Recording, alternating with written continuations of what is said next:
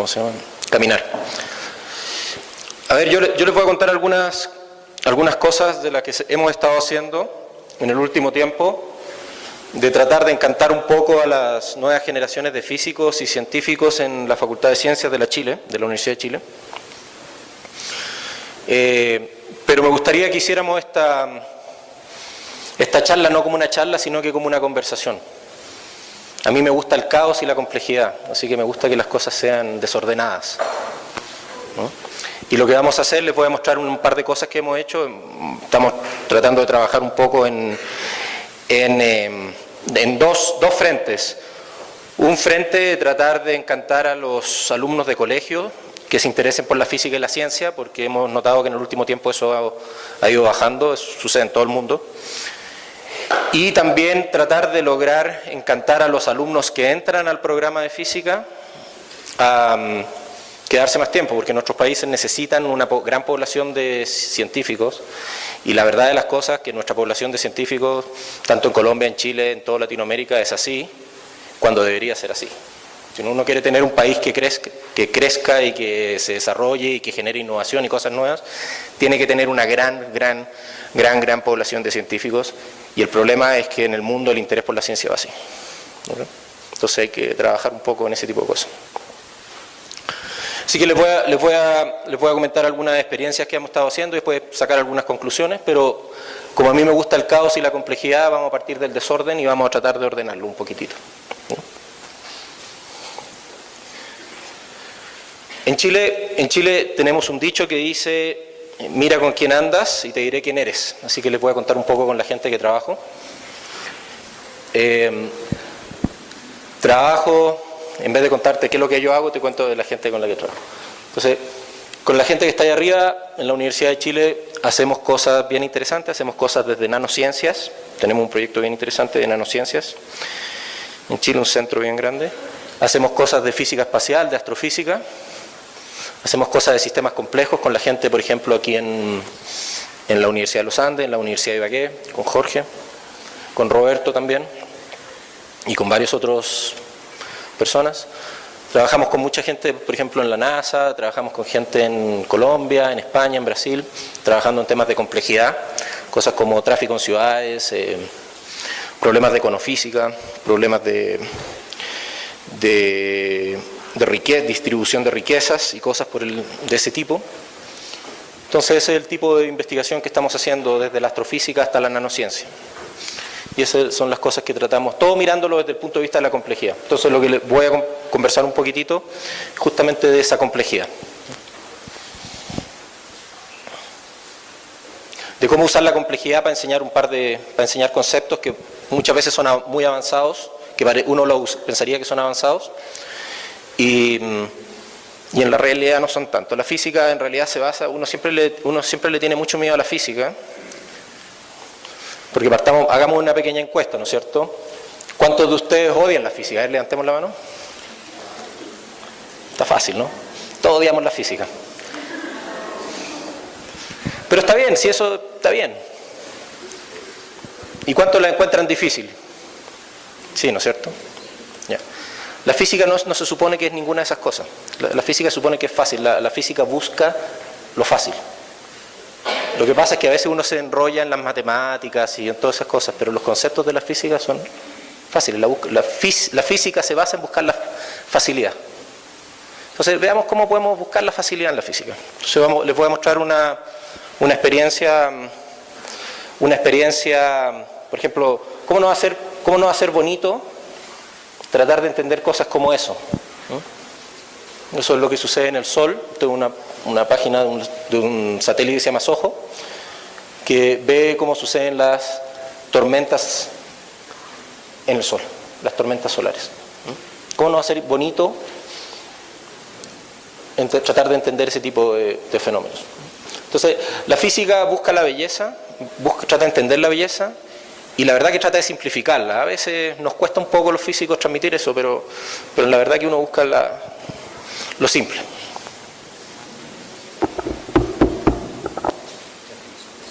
Sí, tranquilo.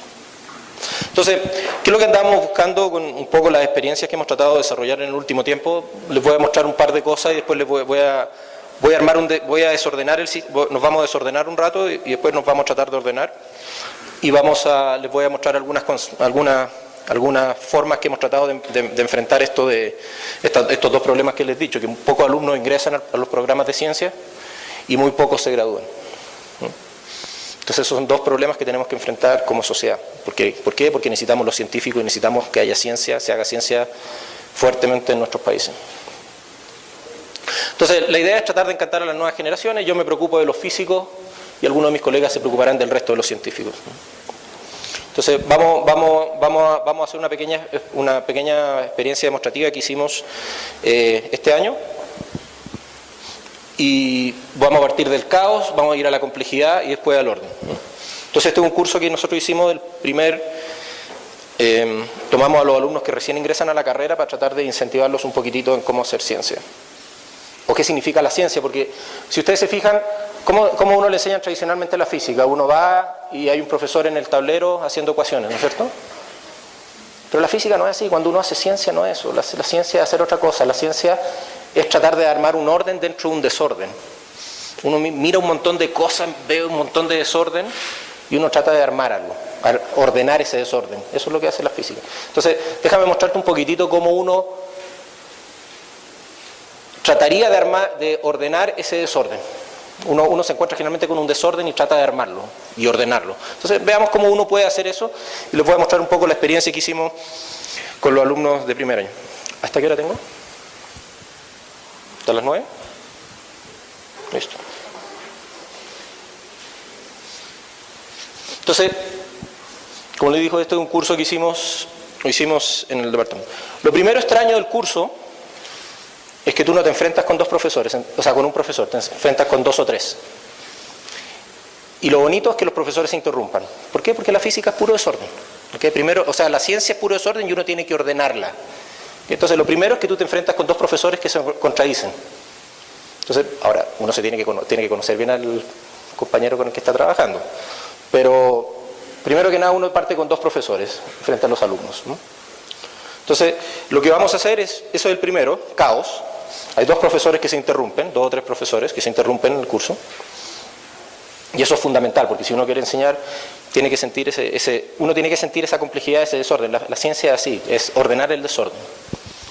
Entonces vamos a hacer una frijolada, y la palabra frijolada no es arbitraria. Vamos a ver por qué. Vamos a jugar con frijoles, de hecho. Y lo bonito de esto es que vamos a jugar con frijoles y a partir de los frijoles vamos a encontrar leyes fundamentales de la naturaleza. Es impresionante que uno con frijoles, con un paquete de frijoles, uno puede encontrar las leyes fundamentales de la naturaleza. Todos esos temas que eran horrorosos en el colegio o en la universidad, que eran como la termodinámica, todo eso se explica súper simple con frijoles. Entonces vamos a desordenarnos un ratito. Bueno, aquí no lo voy a hacer, pero en la sala de clase uno se desordena, uno hace que los alumnos se desordenen y que formen una cosa, un caos, una complejidad horrorosa, y después uno la trata de armar. Y como este es uno solo de los ejercicios que hacemos, pero hay muchos más. Quería traer un ejemplo nomás y después vamos a tratar de hacer cosas. Entonces primero está el caos, después la complejidad, y después vamos a tratar de armar un orden. Ahí viene la parte del profesor, ¿no? Los profesores tratan de ordenar un poco el sistema. Y para eso uno usa la física, y lo que aprende a hacer en física, que es simplificar, hacer analogías y generalizar. ¿Okay? Entonces vamos a tratar de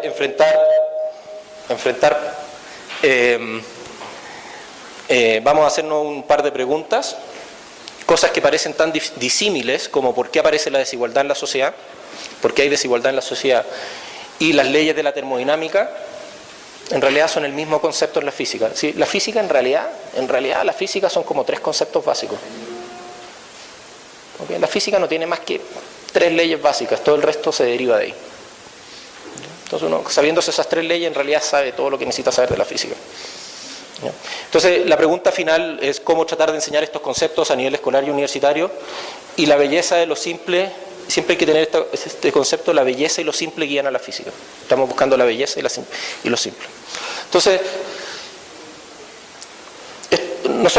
uno generalmente estos conceptos que están aquí, como la desigualdad en la sociedad y las leyes de la termodinámica, son conceptos que uno estudia en posgrado, ¿okay? O en últimos años de física. Y nosotros lo estamos aplicando a gente de colegio. Estamos tratando de que se entienda y la gente lo aprenda a nivel de colegio y lo aprenda a nivel de universitario. Para los primeros años. Eso para nosotros es fundamental. Porque queremos encantar. A veces es muy oscuro la física. Uno va a un curso de mecánica y empiezan las ecuaciones de Newton y todo eso. Y eso bueno, hay gente que le entretiene eso. Algunos somos masoquistas y nos entretiene eso. Pero uno tiene que entender que a la gente a veces eso es como demasiado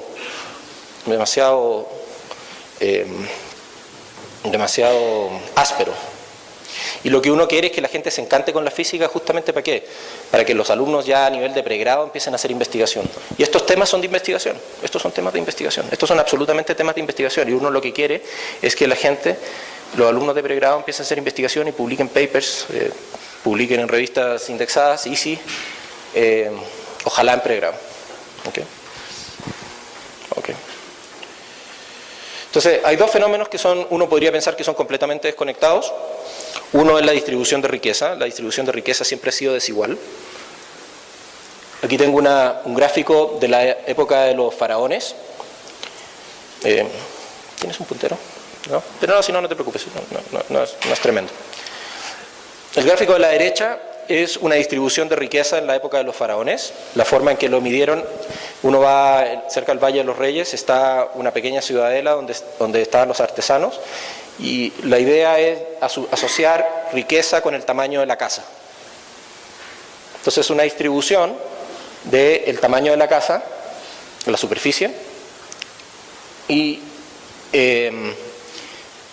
uno se da cuenta que la riqueza, incluso en la época de los faraones, tiene estas colas largas. ¿Okay? Y eso usted está diciendo que la riqueza es bien desigual. O sea, la distribución de riqueza no es igual, sino que es bien desigual. Y eso ha seguido, si uno mira la riqueza de cualquier país, Colombia, Estados Unidos, Chile, del mundo, la distribución de riqueza siempre ha sido desigual, tiene estas colas largas. ¿No? Esto no es, para la gente que sabe un poco de estadística, ayer, ¿se acuerdan? Una distribución, no es una distribución normal, esto es una distribución con colas bien largas. Hay mucha gente con mucha riqueza. Por el otro lado, esto es distribución de riqueza, conectémoslo con algo de termodinámica. Si uno mira, nosotros estamos todos respirando en esta sala, si uno mira la distribución de velocidades de las partículas en esta sala, interesantemente, la distribución de partículas, de la velocidad de las partículas, de cada una de las moleculitas de aire que anda dando vuelta por aquí, ¿no es cierto?, se está moviendo, chocando con las otras moléculas, se mueve en forma aleatoria. Esa también tiene una distribución de este tipo. Es muy interesante que la distribución de riqueza y la distribución de las velocidades de las partículas de aire que se andan moviendo en esta sala tiene el mismo principio. Y aquí viene toda la idea de que la física hoy en día está metida en la interdisciplinariedad. Es tratar de, con los mismos conceptos, entender diferentes fenómenos en diferentes áreas completamente disímiles. Y yo voy a tratar de armarle ese concepto en la cabeza. Es interesante, uno no lo siente y no se da cuenta, pero ustedes saben cuál es la velocidad de las partículas en el aire. Hay varias partículas, o sea, la distribución de hay muchas partículas que tienen velocidades de 460 metros por segundo, eso es rapidísimo. Pero uno no lo siente, ¿no? No siente balazos. Pero sucede. Lo que pasa es que el aire es tan tenue que en realidad uno no lo siente tanto. Entonces el camino a la interdisciplinariedad, ¿por qué? La física está para allá y uno quiere enseñarle a los alumnos, tanto de colegio y como alumnos de universidad de primeros años, que se puede enfrentar este tipo de problemas. Okay. Entonces vamos a partir con intercambio, vamos a hacer intercambio de frijoles. Entonces uno lo que saca, eso impresiona mucho a los alumnos, uno saca una bolsa de frijoles, los pone en la mesa y le dicen, ya, cada uno venga y recoja 25, 30, da lo mismo. ¿Ok? 30. Y lo que vamos a hacer es que vamos a hacer que todos empiecen a intercambiar. Me costaba un poco hacer esa experiencia acá con todos ustedes, pasarle 25 frijoles y que empezaran me hacían a desordenar demasiado. Son muchos, puedo manejar 30 alumnos, quizás 40, pero 200 me da miedo, así que no lo quise hacer experimental, ¿no? Pero no es complicado.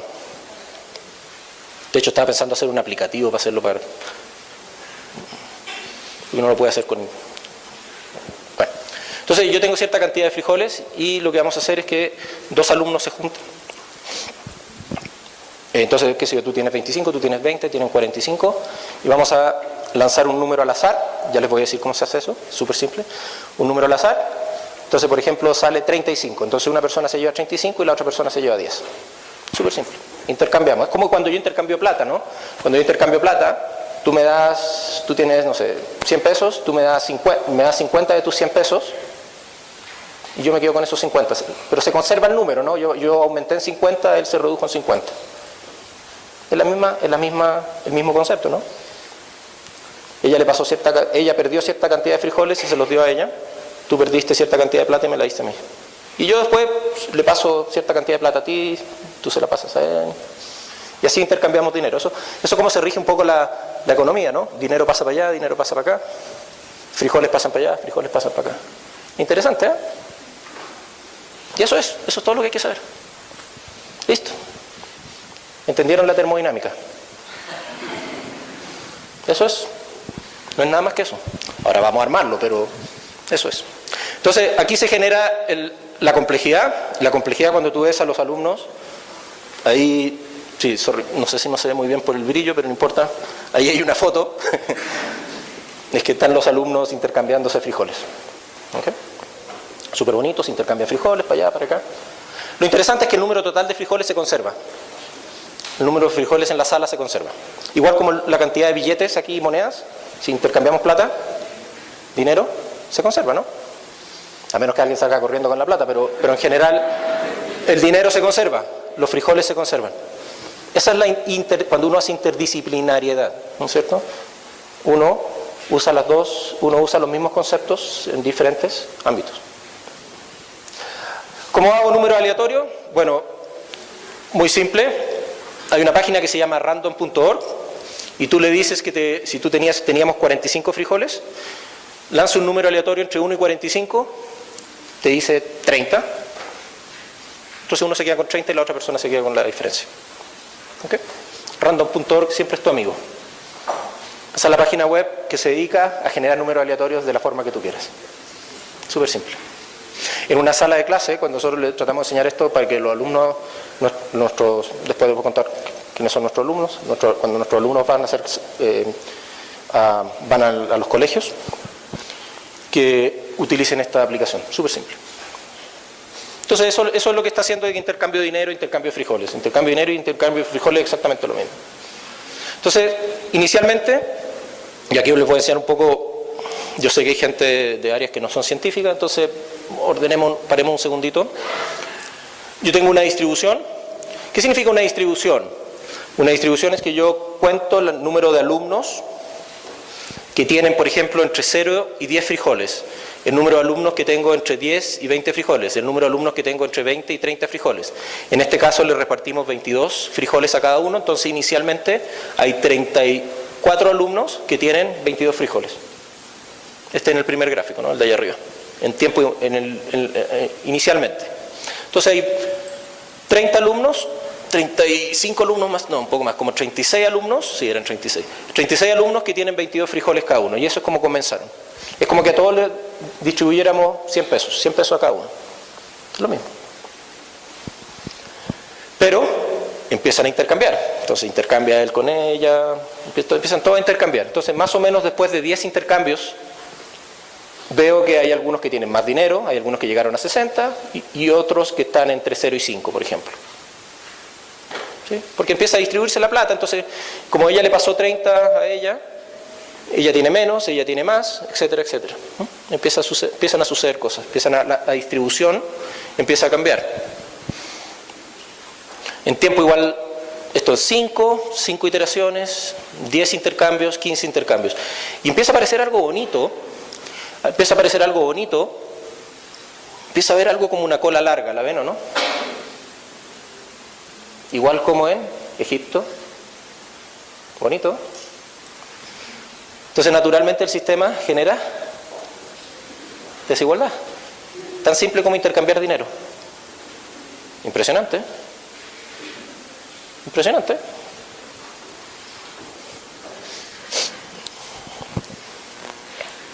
voy a graficarla de una forma diferente. En vez de graficarla así, vamos a graficarla de una forma. A veces graficar hace toda la diferencia. En la ciencia, graficar correctamente hace toda la diferencia. Uno tiene que ser artista también. Cuando uno es científico tiene que ser artista. Graficar correctamente hace toda la diferencia.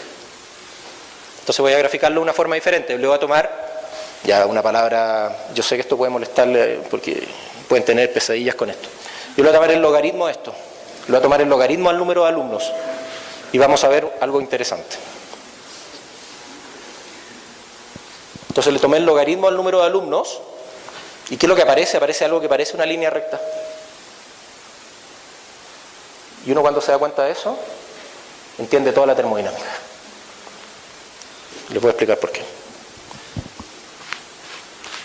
Entonces lo que hacen los alumnos es que les pasamos esos números, vemos las distribuciones, miramos los números, y le decimos a los alumnos, ok, grafíquenlo en papel milimetrado con el logaritmo del número de personas. Entonces yo grafico el logaritmo del número de personas y en papel milimetrado. ¿Usted? Papel milimetrado, ¿sí, no? Sí. Ya yo soy chileno, así que creo que soy capaz de traducir el 95% a colombiano, pero no sé si hay un 5 que me puede quedar por ahí. ¿Okay?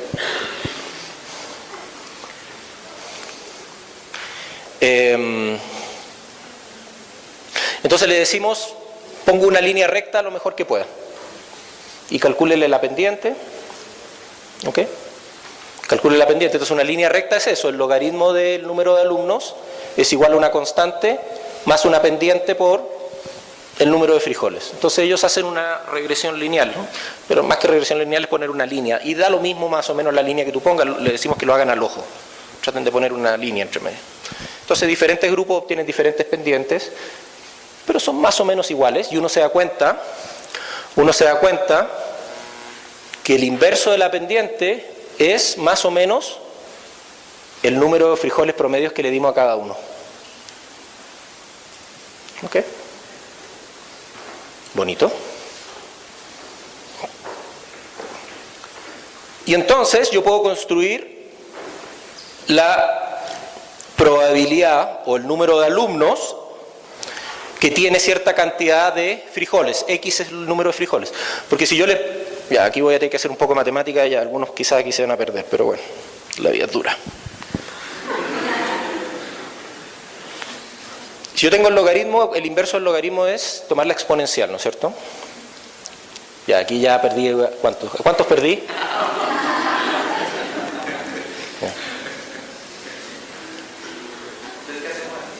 Sí, eso es lo que estoy pensando, ¿cómo lo hacemos?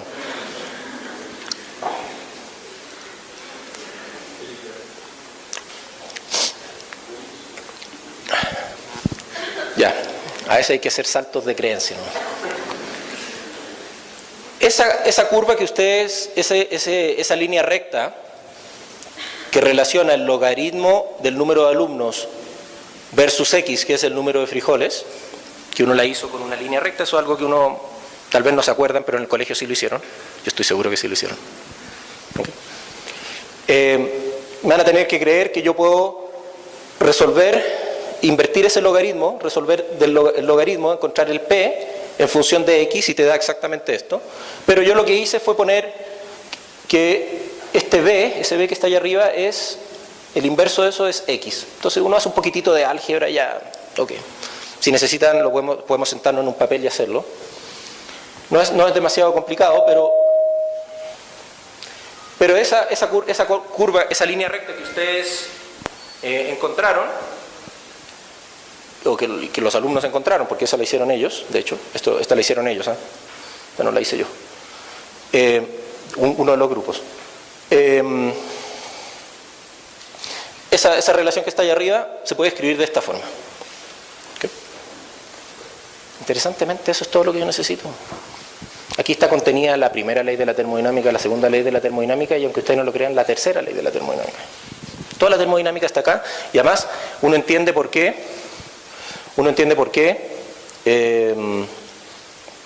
hay desigualdad en las distribuciones de riqueza, porque cuando estamos intercambiando frijoles, tu riqueza son los frijoles, ¿no?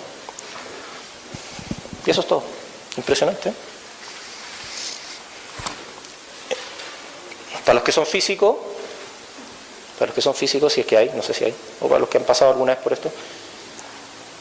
Esto se llama la distribución de Boltzmann-Maxwell. Es una cosa que nosotros enseñamos en posgrado. Impresionante. Impresionante que uno pueda enseñar cosas de posgrado, de física, con frijoles, ¿no?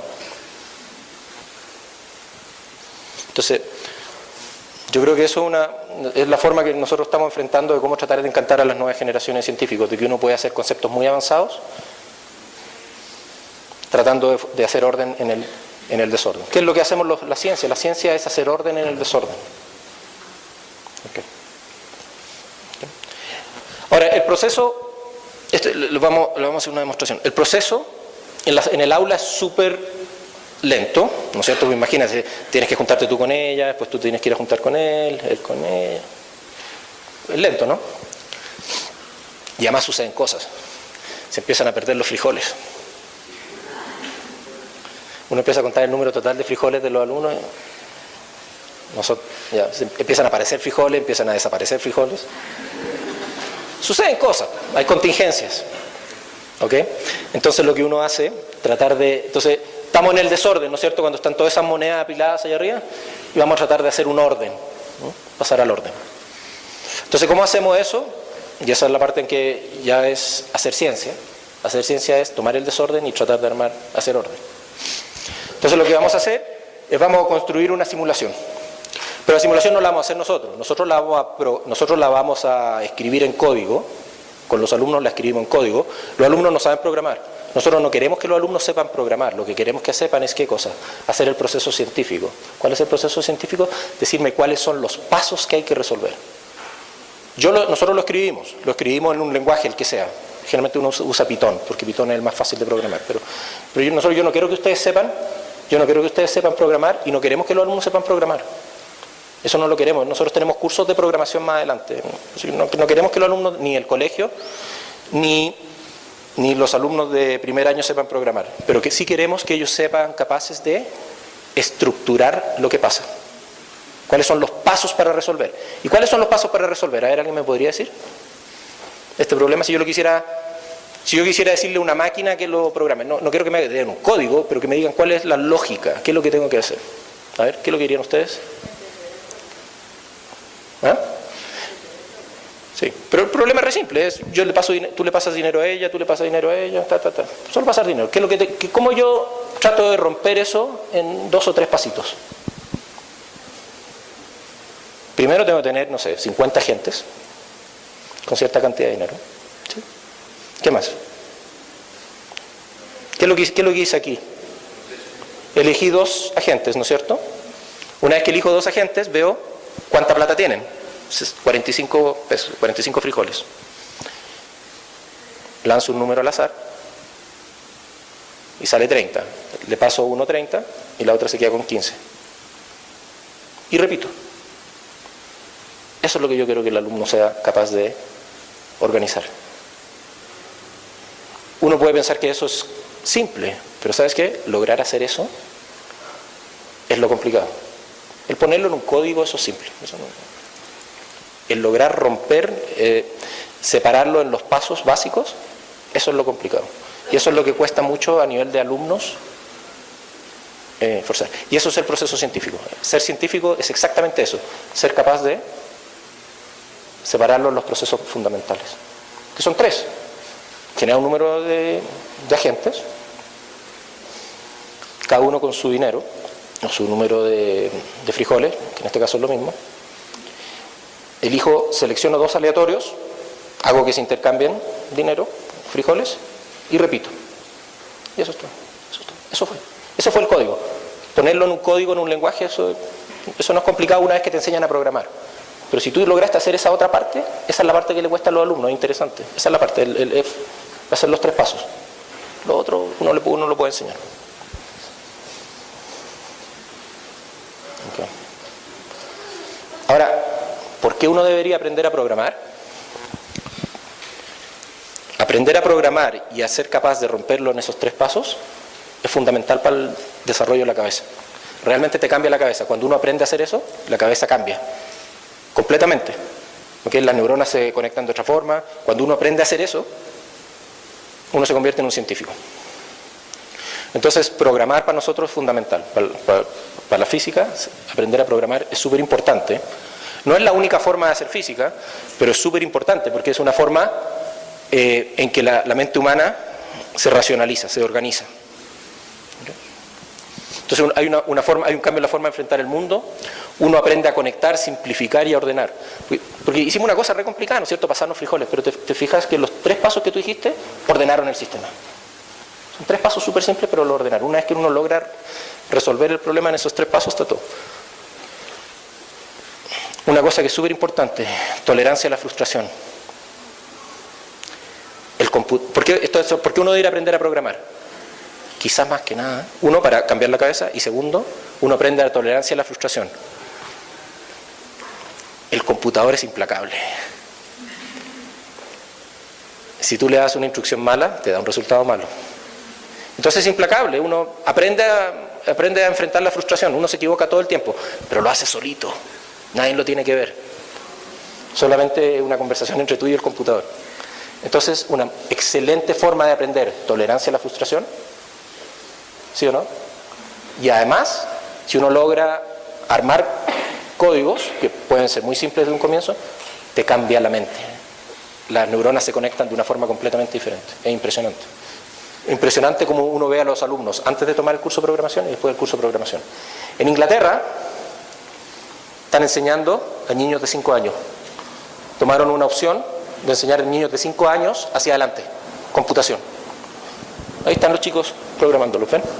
Ahora, para los niños chicos, para los chinos, como dirían aquí en Colombia, obviamente yo no le voy a enseñar un lenguaje muy complicado. ¿Sabes cómo se le enseña? Magia y Harry Potter. La computación es magia, el computador es magia.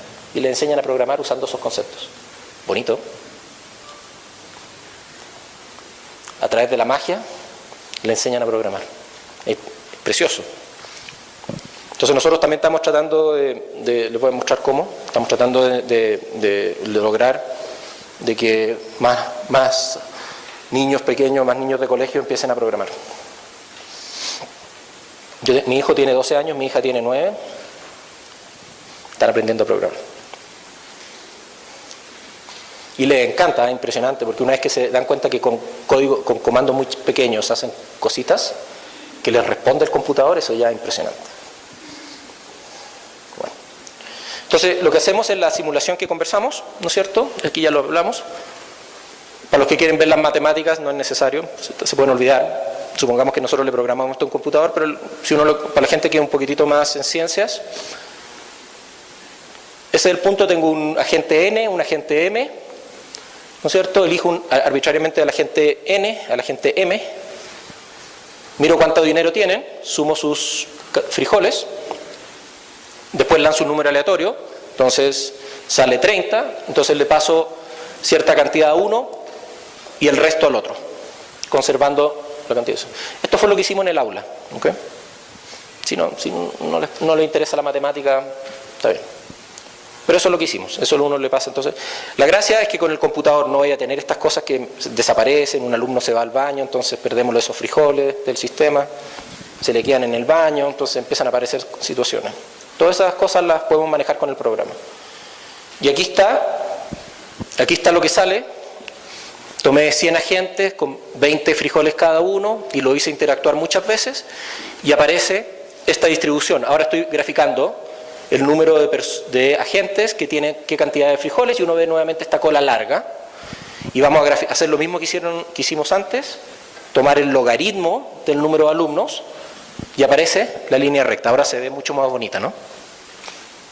¿Se dan cuenta que la línea recta parece mucho más bonita cuando yo tomo el logaritmo del número de personas que tienen cierta cantidad de frijoles y uno se ve la línea recta ahora casi perfecta? Entonces esta distribución es una muy buena descripción de lo que sucede. Entonces ahora estamos aprendiendo de qué es lo que pasa en esta economía de frijoles. ¿Qué pasa con el aire, con las partículas de aire?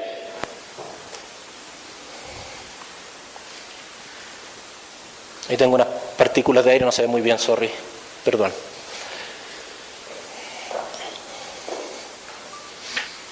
Algunos se acordarán de física del colegio, los que no han tenido física en la universidad, y los que han tenido física en la universidad, en el curso más básico uno posible. ¿Qué pasa cuando tengo dos partículas que chocan en forma elástica? ¿Qué se conserva?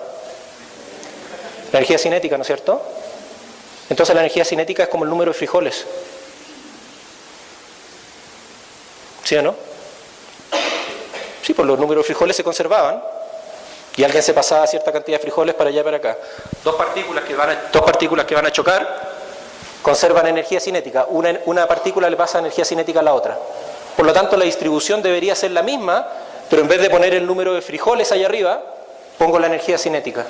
Esa es la distribución de Boltzmann-Maxwell, que describe la distribución de las velocidades de las partículas en el aire. Si yo miro las partículas que se están moviendo aleatoriamente y miro sus velocidades, voy a ver una distribución que es exactamente esa. Impresionante, ¿eh? Bonito. ¿Y saben cómo se llama ¿se acuerdan que la distribución se escribía en términos del número promedio? El número promedio de frijoles. La temperatura es la cantidad promedio de energía cinética. ¿Aprendieron qué es lo que es temperatura? Bonito. Entonces el número promedio de frijoles, la cantidad promedio de energía cinética. Y eso se llama temperatura. Interesante. Ya. ¿Qué pasa cuando junto dos sistemas? O sea, tengo uno frío y uno caliente. Uno sabe que la temperatura de los dos, cuando junto la taza, mitad de taza de agua caliente y mitad de taza de agua fría, ¿qué sucede? Llega a una temperatura intermedio. ¿Y qué es lo que puedo hacer ahora? Entonces puedo hacer lo mismo, puedo tomar dos simulaciones, 200 agentes en una, con un promedio de 20 frijoles. Aquí tengo el sistema 2 con 100 agentes y 40 frijoles, ¿no es cierto? Cada uno de sus sistemas, y ahora los voy a juntar. Igual como juntaría, ¿qué cosa? Un tazón de agua caliente con un tazón de agua fría. Es el mismo concepto. Y entonces ahora, cuando los juntos, tenía 200 agentes más 100 agentes, tengo 300 agentes. Corro la simulación, interactúan todos con todos ahora. O sea, imagínense que tenía esta mitad, todos jugando entre ustedes, pero no cruzan la escalera, y ustedes jugando todos con todos. Pero a ustedes les voy a dar más, les doy más frijoles, les doy 2 bolsas, y a ustedes les doy 1 bolsa. La pregunta es, ¿qué sucede cuando se juntan? Y empiezan ahora, pueden cruzar la escalera y empiezan a intercambiar frijoles entre ustedes también. Entonces tú pasas para acá, juegas un rato, vuelves, etc. Lo que sucede es que tengo más o menos la misma, aparece la distribución cambia. La línea azul era lo que tenía cuando estaban las dos distribuciones. La línea azul era las líneas azules, era cuando las dos distribuciones, cuando los dos grupos de agentes estaban separados, y ahora están juntos jugando, y vemos que las distribuciones cambian. Obviamente esta subió un poquitito, y la de acá, que tenía más frijoles, bajó. ¿Por qué? Porque estos agentes le empezaron a pasar más frijoles. Aquí habían 2 bolsas, aquí había 1 bolsa, por lo tanto empezaron a pasar frijoles. Y entonces uno se da cuenta que ¿qué es lo que sucedió? Sucedió algo muy simple. Como aquí tenía 2 bolsas de frijoles y aquí tenía 1 bolsa de frijol, ¿qué es lo que sucedió? Que el promedio, ustedes tenían, no sé, 20 frijoles por persona, ustedes tenían 40 frijoles por persona, pero ahora que los junté, van a tener 30 frijoles por persona. Ustedes van a perder unos poquitos frijoles en promedio y ustedes van a ganar unos poquitos frijoles en promedio. Eso es exactamente lo que pasa cuando yo junto una taza caliente con una taza fría. Tenía más temperatura o más frijoles en promedio, esta tenía menos temperatura o menos frijoles en promedio, y ahora los junté. ¿Y qué es lo que tiene que suceder? Que el número de frijoles se tiene que equilibrar, o la temperatura se tiene que equilibrar. Acordémonos que el número promedio de frijoles es lo mismo que la temperatura. Qué bonito. Y eso es lo que sucede, nada más que eso. Aprendieron las 3 leyes de la termodinámica, así nomás. aunque sin saberlo. Dígame, por supuesto. Si no te hubiese dado un número, un promedio mayor de frijoles a eso, siendo sino un número menor, un número promedio menor de 10 frijoles. Entonces yo estaba más frío y ustedes estaban más calientes. Sí, entonces el promedio entre 20 y 10 sería 15. pero se mantendría la cosecha. Sí. Lindo, pero impresionante, ¿no? O sea, a mí me impresiona.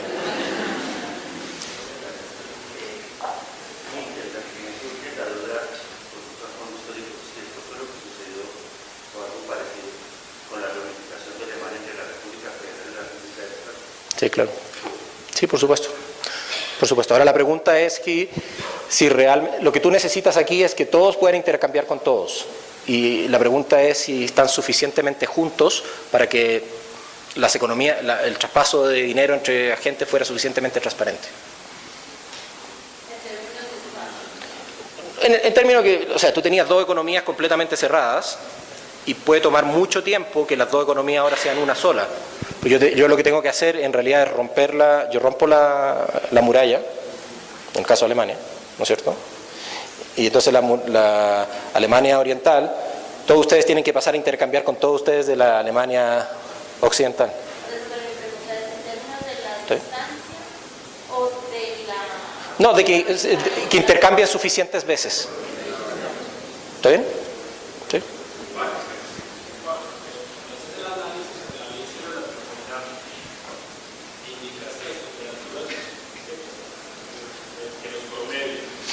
¿Qué temperatura es lo mismo que el promedio de frijoles? Sí, pero si el promedio de allá es 40 y el promedio de acá es 20. El promedio va a ser 30, cuando lo junte. Exacto. Y ellos lo que van a llegar son el mismo promedio que les intermedio. Sí, y eso es lo que sucede. Cuando yo tomo una taza caliente y una taza fría, la temperatura intermedia es... Si es la misma cantidad de agua, van a llegar exactamente a la temperatura. ¿Sí?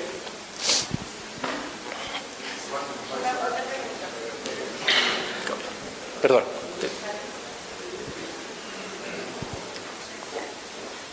Lo que acabas de decir de la relación entre leyes de la física y ciertas leyes De la economía. digamos, de la economía, primero me parece bello, poético, y yo podría decir que hasta orgánico, pero me deja sumamente preocupado. ¿Por qué?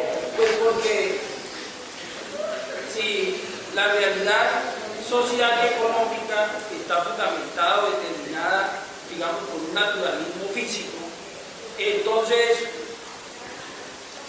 la economía, la política, de alguna manera los programas que diseñarían estarían condenados al fracaso, porque no podrían romper esas propensiones, esas regularidades que determinan las leyes físicas.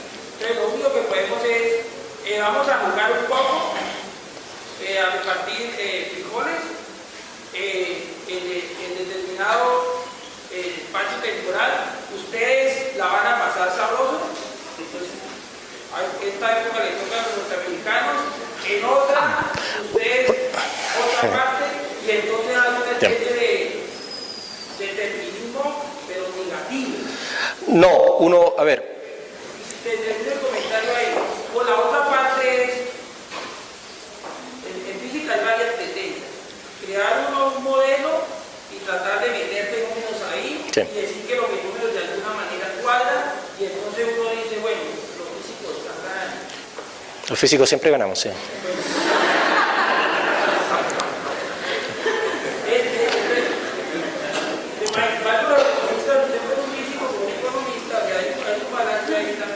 Sí, mira, la física, en este afán interdisciplinario, la física se está metiendo mucho. Hay un área que se llama la econofísica. Entonces, la física, estamos trabajando así como la sociofísica, la biofísica, la físico-química, etc. La física se está mucho metiendo en estos fenómenos interdisciplinarios, econofísica, sociofísica. Tú puedes hacer cosas, lo que pasa es que esto es bien acotado. Tú puedes hacer perturbaciones externas y también puedes hacer políticas. Yo puedo hacer políticas de ahorro. Entonces, por ejemplo, esto es Esto es un tema completamente de investigación. O sea, nosotros acabamos de enviar una publicación con Jorge y con otra gente, enviamos una publicación sobre cómo hacer políticas sobre esto. O sea, cómo implementar ahorro, qué tipo de políticas de ahorro podemos tratar de incentivar. Y eso te ayuda a cambiar la distribución. Pero son como política externa, o sea, tienes que hacer política. Y la otra cosa es que cuando tú juntas, por ejemplo, en el NAFTA, que juntaste a Canadá, a Estados Unidos y México, uno ve la desigualdad entre México y Estados Unidos. ¿No es cierto? Por eso hay mucha gente que cruza el Río Grande. Pero, ¿cómo se llama? Eso tiene que ver con que las economías todavía no son completamente cerradas, o sea, no son completamente abiertas, tienen su parte cerrada también. Hay efectos externos que tú puedes hacer para romper esto.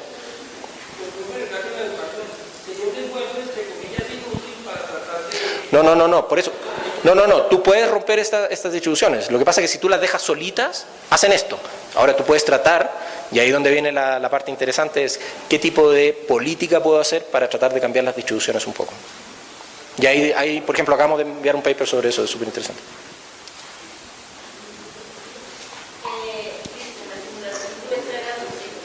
Sí. El dinero, cuando tú te juntas con él y le compras, no sé, cualquier cosa, o tú le vendes un servicio, él te compra un servicio.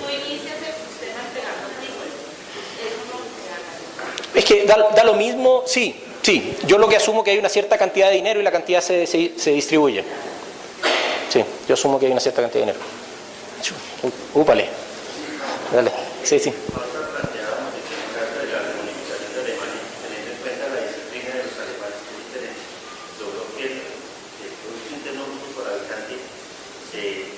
Se equiparara un poco, sí. Pero cuando uno ve que en el caso que planteó ahorita, por ejemplo, en el caso de la Unión de los Países de América del Norte, las diferencias económicas entre los ciudadanos mexicanos y los ciudadanos estadounidenses, pareciera ser ese postulado que están mostrando la evidencia es que está aumentando. O sea, con los procesos de globalización, lo que se está, no es de que porque nos globalicemos todos nos vamos a equiparar, al contrario, con la globalización que se aumentan las diferencias.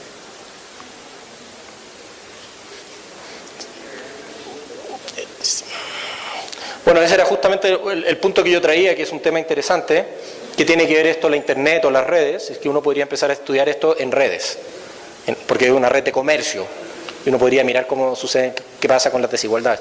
Ahora también esto se enfrenta a las culturas, ¿eh? Hay culturas que son más propensas al ahorro y hay culturas que son más propensas a gastar. Entonces, el ahorro, si yo tengo políticas fuertes de ahorro, uno ve que las distribuciones cambian. En cambio, si las tengo la gente gasta todo lo que tiene, las distribuciones son de cierta forma. Son exactamente las que acabamos de conversar. Pero uno puede implementar políticas de ahorro y cosas por el estilo, y eso te hace que la riqueza cambie. La distribución de riqueza puede cambiar muy fuertemente. Espera un poquitito, allá arriba.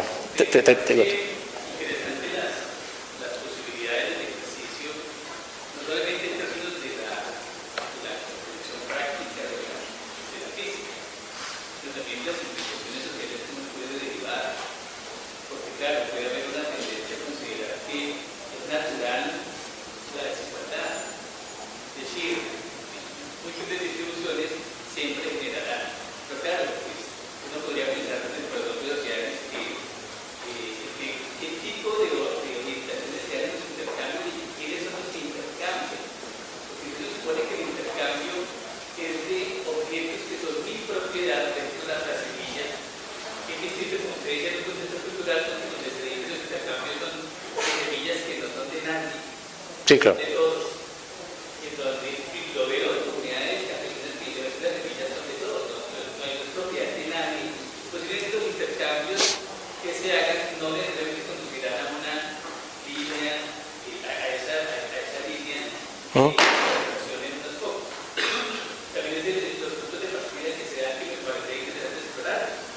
Sí, claro.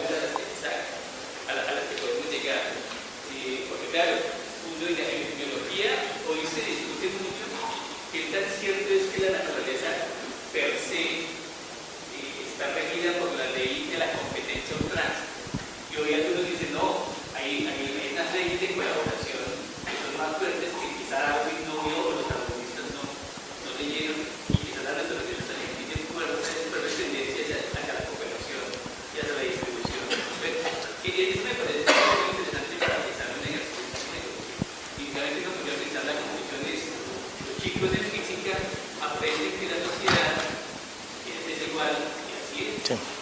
O sea, claro, lo que pasa es que este proceso es inherente, hay otras cosas más que complican el sistema, el ahorro, tú dices, hay gente que colabora, hay gente que compite, eso complica un poco la cosa, pero los físicos hacemos siempre esto. Cuando modelamos una vaca, para nosotros una vaca es un rectángulo, es un cubo. ¿Por qué? Porque eso lo sabemos hacer mejor que una vaca. Entonces uno parte aprendiendo a modelar primero el cubo y después veremos, mejoraremos el cubo y lo haremos más parecido a una vaca. Entonces, eso los físicos siempre hacemos tratando de simplificarnos un poco y después vemos cómo lo complejizamos. Pero lo que hicimos, estoy de acuerdo contigo, o sea, la vida es más complicada que esto. Pero esto está aquí en alguna parte. Eso es lo que quizás lo mejor que te puedo responder a caballero. Y después, sí, después.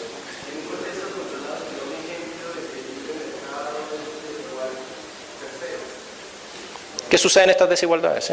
Dejado solito. Lo que pasa es que también están los gobiernos, te cobran impuestos, la vida es un poco más complicada que esta, yo sé, pero lo interesante es que las leyes de la física te dicen ciertas cosas. Tú las puedes perturbar, pero...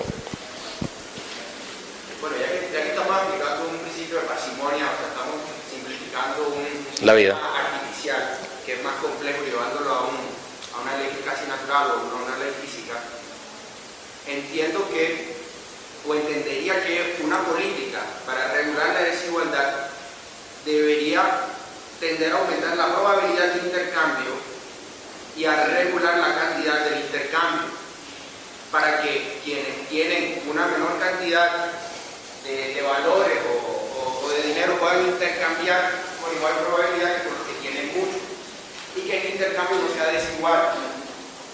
El problema que veo o el escollo que le veo al planteamiento de esta política de aumentar la probabilidad de regular el intercambio es que tardaría mucho compensar la desigualdad entre quienes están desviados a la izquierda en la curva con quienes están a la derecha, porque los quienes están a la derecha tendrían la misma probabilidad de intercambiar con todos, pero intercambiarían poco en proporción con los que están a la izquierda.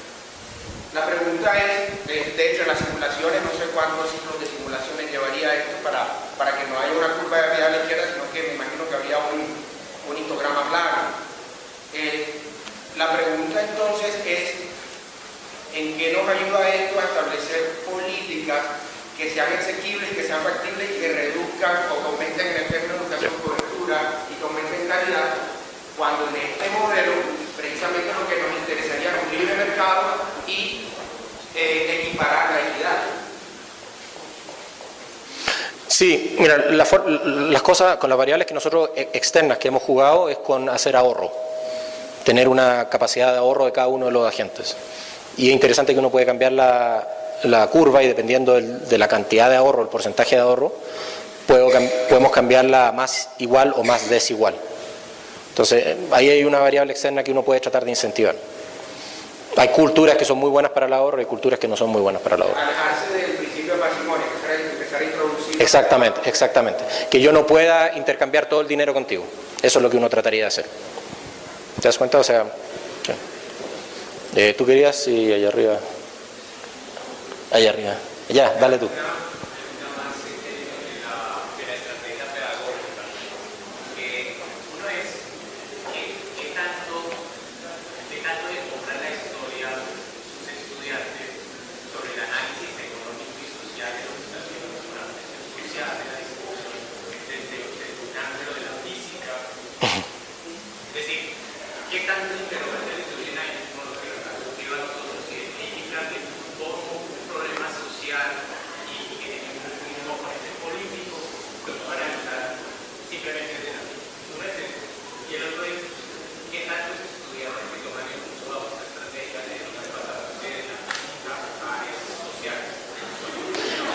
Ya, esa última no tengo estadísticas, pero lo que sí sucede es que impresionantemente los alumnos de física se interesan más por la parte termodinámica que por la parte, o sea, le abren los ojos más la parte de la termodinámica, de la velocidad de las partículas en el aire, que la parte de la riqueza.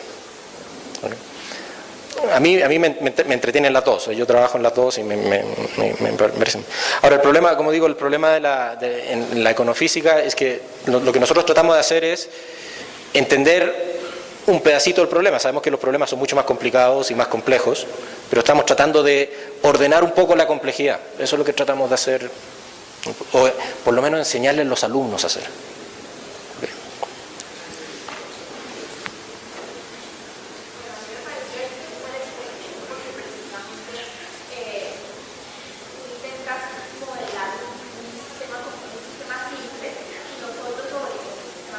Sí, claro.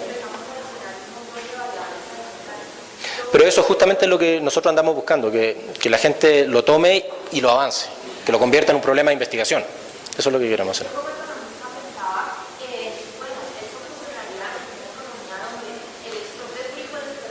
Sí, sí, pero crece. Sí, sí. Sí, sí, sí.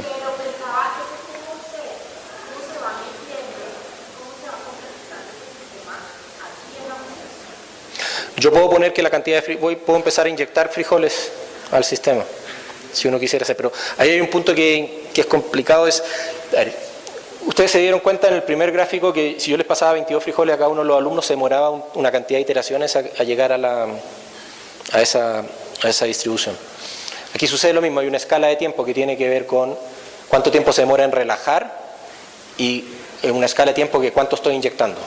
Entonces esas dos cosas hay que mirar en qué economías una es más rápida que la otra. Pero entonces hay varias variables para jugar ahí. Sí. Exactamente. Nosotros le decimos, miren la palabra, se termaliza la distribución. Sí. Pues en este caso, volviendo al lanzamiento original, frijoles, donde se dice que se distribuyeron cantidades iguales y al final, después de varias sesiones, hay unos que tienen más y otros que tienen menos. En la economía básica también nos estamos olvidando de algo. Es que si a mí me dan 5 frijoles y a mi compañero le dan 5, yo a mi frijoles le puedo dar un guardo agregado. Sí, claro. Ahí le puedo dar incluso, mira, los frijoles tienen esto, los frijoles valen más que los frijoles y eso. Planta los frijoles y después tienes más frijoles, claro. Bueno, no sé si en ese par. Por ejemplo, si lo llevamos a algo concreto básico, yo voy a comprar de Antioquia y Córdoba. Si yo quisiera tener una parcela en Antioquia o una parcela en Córdoba, ¿cuál vale más? La tierra de Antioquia se mantiene fresca, mantiene pasto, mantiene tipo de cosas. La de Córdoba cuando llega la temporada seca. Entonces, mi tierra de Antioquia vale más. Si la voy a encontrar con otro, tendrá que duplicarme la cantidad. Y eso no es una garantía mía. Sí, claro. Para mí la desigualdad social, porque siempre va a ser cierto. Sí, por supuesto. Pero eso, fíjate que eso tiene que ver también con un asunto de ahorro, porque cuando tú te compraste esa parcela, claro, la puedes vender, pero como que la ahorras. Por eso que para mí ese tipo de cosas son como ahorro. La puedo vender, es verdad, en algún momento la puedo vender, pero es como que tú tienes una riqueza ahí guardada. Pero yo insisto, lo que estamos tratando de hacer, es mirar un proceso que está ahí como fundamental, pero obviamente se pone más complicado, sí. Ya. Voy a tener que parar, muchachos, pero con mucho gusto respondo preguntas después.